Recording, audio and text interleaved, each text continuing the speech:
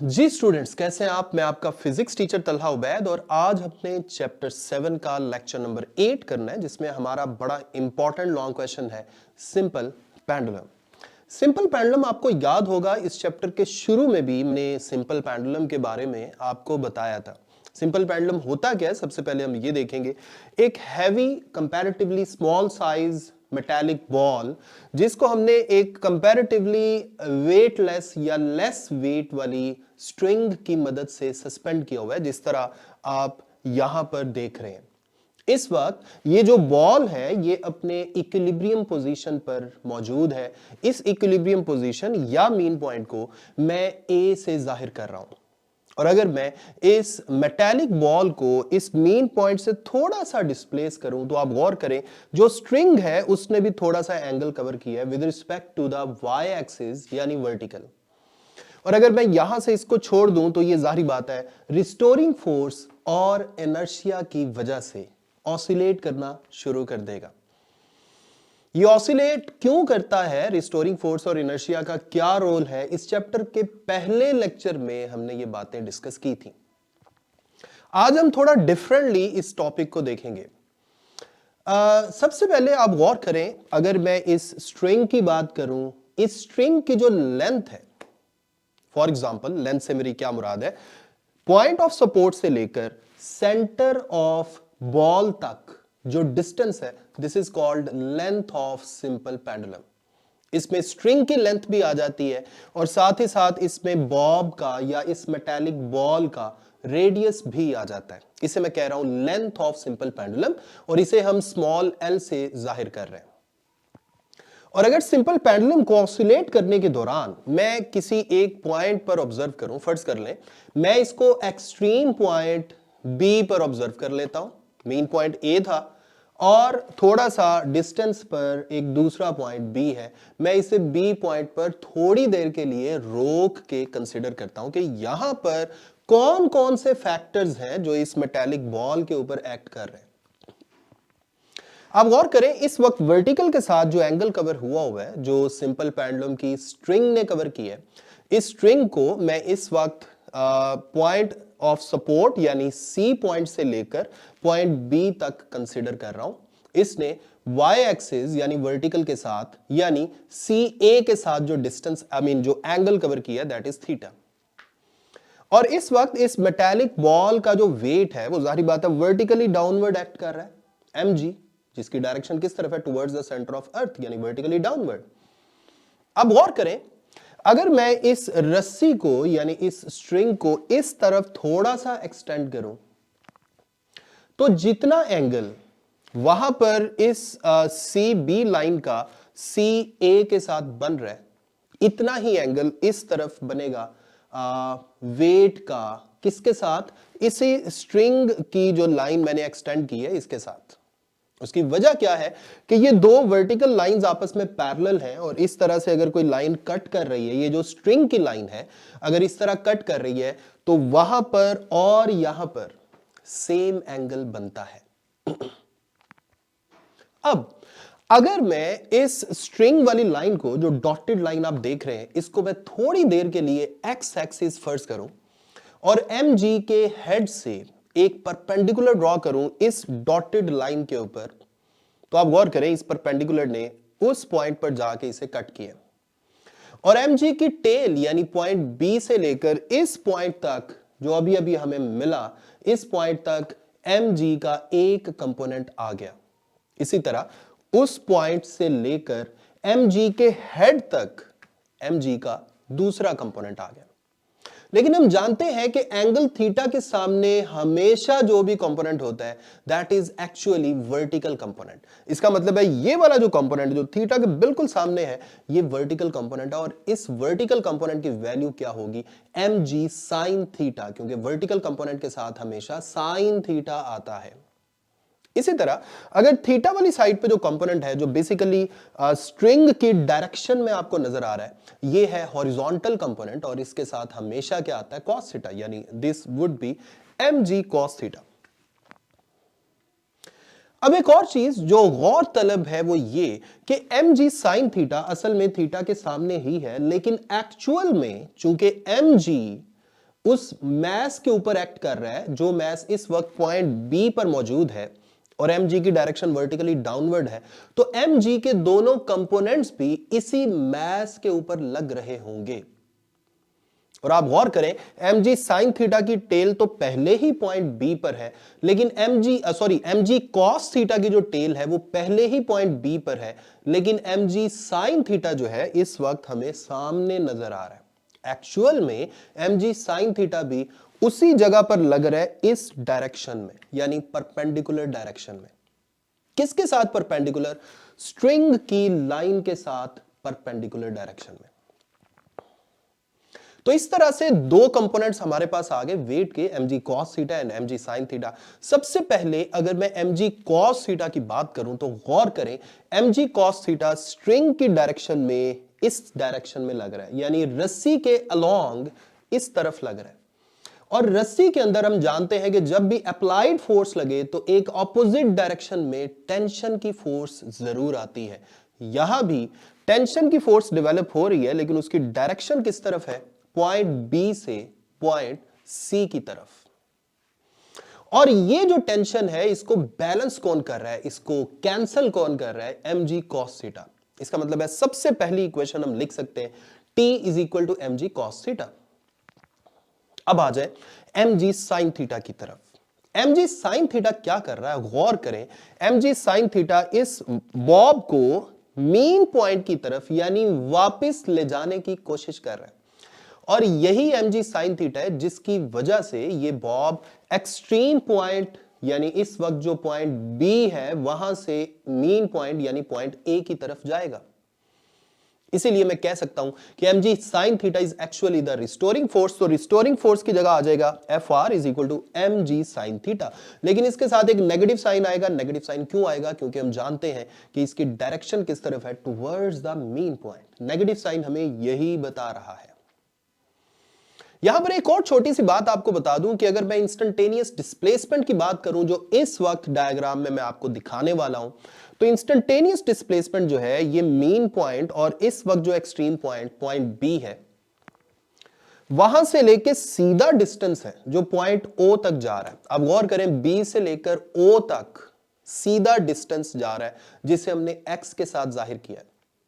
क्योंकि हम जानते हैं कि डिस्प्लेसमेंट या एम्पलीट्यूड वगैरह जो मीन पॉइंट से हम डिस्टेंस ले रहे होते हैं ये बिल्कुल स्ट्रेट डिस्टेंस लेते हैं। और हम ये भी जानते हैं कि इसकी डायरेक्शन किस तरफ होती है? Away from the mean point. ये मैंने पिछले लेक्चर्स में समझाया हुआ है। अब गौर करें, अगर मैं पॉइंट बी से पॉइंट ए तक आर्क की बात करूं तो ये आर्क कर्व्ड है, लेकिन पॉइंट बी से लेकर पॉइंट ओ तक यानी इस वक्त जो मीन पॉइंट आप देख रहे हैं पॉइंट ओ तक, ये वाला जो डिस्टेंस है ये असल में थोड़ा है। इन दोनों को कब इक्वल करना है ये मैं थोड़ी देर में जाके आपको बताता हूं। फिलहाल restoring force is equal to minus mg sin theta. Restoring force की वजह से ही एक्सेलरेशन पैदा हो रहा है जो इस सिंपल पेंडुलम के बॉब को मुसलसल ऑसिलेट करवा रहा है। हम कह सकते हैं कि न्यूटन सेकंड लॉ के मुताबिक रिस्टोरिंग फोर्स Fr की जगह मैं ma लिख सकता हूं। गौर करें, दोनों तरफ मैस कैंसिल हो गया। एक्सेलरेशन का फॉर्मूला आ जाएगा minus g sine of theta. एक और बात याद रखें, सिंपल पेंडुलम की ऑसिलेशंस के लिए एक बड़ी इंपॉर्टेंट कंडीशन ये है कि ये जो थीटा एंगल है it must be very small. यानी जो हमने डिस्प्लेसमेंट देना है, जो हमने डिस्टरबेंस पैदा करनी है, जो हमने इस बॉब को डिस्प्लेस करना है ताकि ये ऑसिलेट करना शुरू कर दे, उस डिस्प्लेसमेंट की वैल्यू बहुत थोड़ी होनी चाहिए ताकि डायग्राम में देखें थीटा एंगल काफी कम आए। और थीटा एंगल अगर बड़ा स्मॉल हो तो ये बात याद रखें, साइन थीटा की ये प्रॉपर्टी है कि थीटा एंगल अगर बड़ा स्मॉल है तो साइन थीटा का आंसर भी वही आता है जो थीटा की वैल्यू होती है। जैसे मैं एग्जांपल के तौर पे आपको कहता हूं, जीरो एंगल पर साइन फंक्शन की वैल्यू क्या होती है? जीरो, यानी sine zero is equal to zero. यानी स्मॉलर एंगल्स पे जो एंगल होता है तकरीबन साइन थीटा की वैल्यू भी वही आती है। तो मैं यहां पर लिख सकता हूं for small angle sine theta is approximately equal to theta, जिसकी वजह से ऊपर वाली इक्वेशन में a is equal to minus g sine theta की जगह क्या आ गया? थीटा आ गया। तो हमारे पास एक इक्वेशन बन गई a is equal to minus g theta. इसे मैं इक्वेशन नंबर 2 कह देता हूं। इक्वेशन नंबर 1 हमने किसे कहा था, वो टेंशन वाली जो है उसे इक्वेशन 1 कह दें, और इक्वेशन 2 मैंने इसे कह दिया। अब गौर से इस डायग्राम को देखें। इस डायग्राम में आपको एक सर्कल का छोटा सा हिस्सा नजर आ रहा है। इसको मैं इस वक्त फिल करके दिखा रहा हूं। ये कहां से कहां तक जा रहा है, रिजिड सपोर्ट, ये जो सपोर्ट है सी से लेकर ए तक, ए से लेकर कर्व पाथ में बी तक, और बी से लेकर वापस सी तक। ये सर्कल का एक छोटा सा हिस्सा है। और गौर करें इस सर्कल का जो रेडियस है, अगर मैं सेंटर की बात करूं, सेंटर तो वही पॉइंट सी है। अगर मैं इसके रेडियस की बात करूं तो रेडियस क्या है, वही जो लेंथ ऑफ सिंपल पेंडुलम है जिसे हमने स्मॉल एल से जाहिर किया था।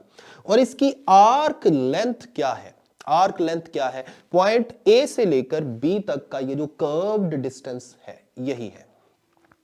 आपको याद है चैप्टर 5 में हमने एक रिलेशन पढ़ा था, S is equal to R theta, या theta is equal to S over R. इसमें S क्या है, आर्क लेंथ, और नीचे R से क्या मुराद है, रेडियस। ये मैं सामने बॉक्स में आपको दिखा रहा हूं। लेकिन यहां पर आर्क लेंथ कितनी होगी, जरा गौर से मेरी बात सुनिएगा। अभी थोड़ी देर पहले हमने कहा कि angle theta should be very small. जरा गौर करें, अगर मैं एंगल थीटा को काफी स्मॉल कर दूं, मैं इसी डायग्राम की एक कॉपी आपको दिखा रहा हूं जिसमें मैं ये तब्दीली कर रहा हूं। अगर मैं एंगल थीटा को काफी स्मॉल कर दूं, गौर करें ए से लेकर बी तक जो कर्व्ड डिस्टेंस है, ये ए से लेकर ओ तक के स्ट्रेट डिस्टेंस के तकरीबन बराबर हो जाता है।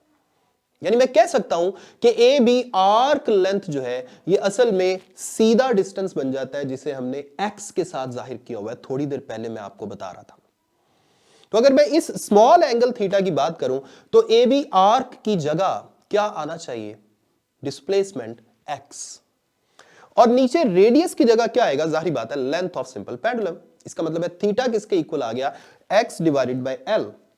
इस वैल्यू को इक्वेशन नंबर 2 में पुट कर दें। इक्वेशन 2 क्या थी, a is equal to minus g theta, और यहां थीटा की जगह आ जाएगा x ओवर एल। तो आपके पास बन गया a is equal to minus g over l into x. इसे इक्वेशन नंबर 3 कह दें। ये बड़ी इंपॉर्टेंट इक्वेशन है, जरा गौर करें। यहां पर g acceleration due to gravity ये भी कांस्टेंट है, और नीचे जो लेंथ ऑफ पेंडुलम है ये भी जाहिर बात है फिक्स है, ये भी कांस्टेंट है। अगर मैं इस कांस्टेंट रेशियो को न लिखूं तो मेरे पास a is proportional to minus X आ जाता है।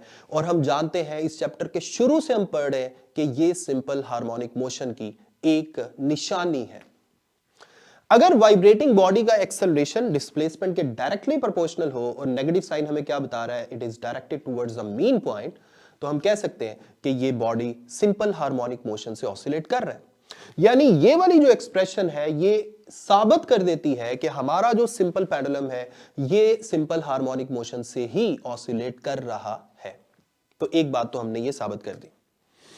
अब आपको याद होगा, ये तो इक्वेशन नंबर 3 है। एक इक्वेशन हमने simple harmonic motion and uniform circular motion में पढ़ी थी एक्सेलरेशन की, याद होगा आपको, a is equal to minus omega square x. इसे मैं इक्वेशन 4 कह देता हूं। अब गौर करें, ये वाली इक्वेशन भी हमें सिंपल हार्मोनिक मोशन के बारे में ही बता रही है, और ऊपर वाली इक्वेशन 3 जो है ये भी सिंपल हार्मोनिक मोशन के बारे में ही बता रही है। हम कह सकते हैं कि इन दोनों को कंपेयर किया जा सकता है। इन दोनों को मैंने कंपेयर किया तो मेरे पास क्या आ गया, minus g over l x is equal to minus omega square x. अब दोनों तरफ नेगेटिव साइन कैंसिल हो गया, एक्स भी कैंसिल हो गया, आपके पास ओमेगा स्क्वायर किसके इक्वल आ गया, जी डिवाइडेड बाय एल। और इस तरह से ओमेगा किसके इक्वल आ गया, जी डिवाइडेड बाय एल का स्क्वायर रूट। और मैं ओमेगा की जगह 2 पाई ओवर कैपिटल टी लिख सकता हूं, ये पहले भी हमने पुट किया है। इसमें कैपिटल टी क्या है, टाइम पीरियड। तो यहां बन गया 2 pi over T is equal to g over l का स्क्वायर रूट। दोनों तरफ उल्टा दें तो टी ओवर 2 पाई किसके इक्वल आ जाएगा, एल ओवर जी का स्क्वायर रूट। और ये जो 2 पाई है इसे राइट हैंड साइड पे ले जाकर मल्टीप्लाई कर दें तो टाइम पीरियड का फाइनल रिलेशन हमारे पास आ गया 2 पाई स्क्वायर रूट के अंदर एल ओवर जी। अब गौर करें, time period of simple pendulum जो है ये सिर्फ और सिर्फ लेंथ ऑफ सिंपल पेंडुलम और एक्सेलरेशन ड्यू टू ग्रेविटी पर डिपेंड कर रहा है, ना तो ये एम्पलीट्यूड पे डिपेंड कर रहा है, यानी मेन पॉइंट से जो मैक्सिमम डिस्प्लेसमेंट होता है, ना ये उस पर डिपेंड कर रहा है, एक्स नॉट पे डिपेंड नहीं कर रहा, ना ये डिपेंड कर रहा है मैस ऑफ द बॉब, जो मेटालिक बॉल हमने सस्पेंड किया है इसके मैस पर भी डिपेंड नहीं कर रहा। ये बात भी आपके माइंड में होनी चाहिए, ये एमसीक्यूज के लिए बड़ी इंपॉर्टेंट है। अब इसी इक्वेशन को अगर मैं उल्टा दूं तो मेरे पास फ्रीक्वेंसी आ जाती है। क्यों? क्योंकि हम जानते हैं frequency is equal to reciprocal of time period. मैं इसे ही उल्टा देता हूं तो मेरे पास आ जाएगा 1/2 पाई स्क्वायर रूट के अंदर G/L। ये हमारे पास फ्रीक्वेंसी का रिलेशन आ गया। अब एक छोटा सा पॉइंट है, आपका लॉन्ग क्वेश्चन तो खत्म हो गया। अमूमन इस टॉपिक के अंदर से एक छोटी सी डेफिनेशन भी पूछी जाती है सेकंड्स पेंडुलम की, वो भी मैं आपको बता दूं। वो मैं अलग से शॉर्ट क्वेश्चन के तौर पे आपको करवा रहा हूं। सेकंड पेंडुलम ऐसा पेंडुलम होता है जिसका टाइम पीरियड 2 सेकंड होता है, यानी एक वाइब्रेशन कंप्लीट करने में कितना टाइम लगता है? 2 सेकंड। तो ये सामने आपको सेकंड पेंडुलम की डेफिनेशन नजर आ गई। हम लिख सकते हैं फॉर सेकंड पेंडुलम टी यानी time period is equal to 2 second. इसका रेसिप्रोकल लेंगे तो फ्रीक्वेंसी आ जाएगी। तो फ्रीक्वेंसी कितनी होगी? 1/2 हर्ट्ज यानी 0.5 हर्ट्ज। ये दोनों एमसीक्यूज हैं। सेकंड पेंडुलम की लेंथ भी हम निकाल सकते हैं। उसके लिए हमें सिंपल पेंडुलम के टाइम पीरियड के फॉर्मूला से लेंथ का फॉर्मूला बनाना पड़ेगा। जरा गौर करें, मैं सामने टाइम पीरियड का फॉर्मूला लिख रहा हूं। 2 पाई स्क्वायर रूट के अंदर L/G, दोनों तरफ स्क्वायर किया, T square is equal to 4 pi square, और ये स्क्वायर रूट खत्म हो गया, L/G बाकी बच गया। अब G दूसरी तरफ जाकर मल्टीप्लाई हो गया और 4 पाई स्क्वायर इस तरफ डिवाइड हो गया। आपके पास लेंथ का फॉर्मूला आ गया GT square divided by 4 pi square. अब यहां पर अगर मैं टाइम पीरियड की जगह 2 सेकंड पुट करूं, टाइम पीरियड की जगह 2 सेकंड पुट करूं और G की जगह 9.8, क्योंकि सरफेस ऑफ अर्थ के लिए G की वैल्यू 9.8 होती है, और पाई की जगह 3.14 पुट करूं, तो इस सारे को सिंप्लीफाई करने पर मेरे पास लेंथ ऑफ सेकंड्स पेंडुलम आ जाएगा। क्यों? क्योंकि टाइम पीरियड की जगह मैंने 2 सेकंड पुट किया था। और लेंथ ऑफ सेकंड पेंडुलम हमारे पास आता है 0.992 मीटर, तकरीबन इतना आता है। अगर मैं इसको सेंटीमीटर में लिखना चाहूं तो 100 से मल्टीप्लाई करके 99.2 सेंटीमीटर हो जाएगा। हम इसे राउंड ऑफ करके तकरीबन 1 मीटर यानी 100 सेंटीमीटर भी कह सकते हैं। यह था सेकंड पेंडुलम। उम्मीद करता हूं आज के लेक्चर में आपको एक एक बात ठीक से समझ आ गई होगी। अपना ख्याल रखें, मुझे अपनी दुआ में याद रखें। अल्लाह हाफिज।